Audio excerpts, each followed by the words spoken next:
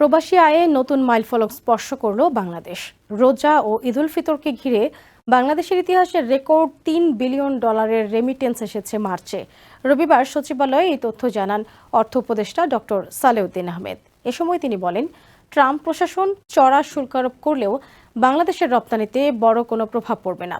এদিকে মানব পাচার সংক্রান্ত এক সভায় স্বরাষ্ট্র উপদেষ্টা জাহাঙ্গীর আলম চৌধুরী জানিয়েছেন, মানব পাচার রোধের প্রতিশ্রুতিতে অটল বাংলাদেশ।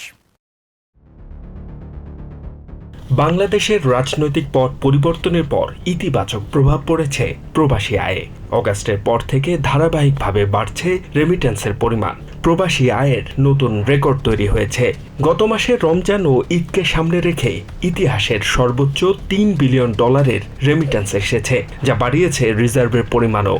রবিবার সকালে সচিবালয়ে এমন তথ্য জানিয়েছেন অর্থ উপদেষ্টা ডক্টর সালেউদ্দিন আহমেদ। রপ্তানি করা পণ্যের ওপর সম্প্রতি চড়া শুল্ক আরোপ করেছে ট্রাম্প প্রশাসন, যা চলতি সপ্তাহ থেকে কার্যকর হওয়ার কথা। এতে বাংলাদেশের রপ্তানি খাত ক্ষতিগ্রস্ত হওয়ার আশঙ্কা থাকলেও বড় ধরনের প্রভাব পড়বে না বলে আশাবাদী অর্থ উপদেষ্টা।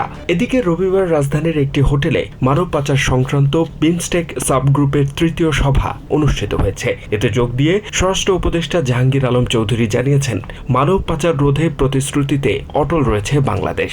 স্বরাষ্ট্র উপদেষ্টা জানান, সীমান্তে নিরাপত্তা ব্যবস্থা জোরদার করা এবং পাচারের বিপদ সম্পর্কে সচেতনতা বাড়াতে কার্যকরী পদক্ষেপ নেওয়া হয়েছে।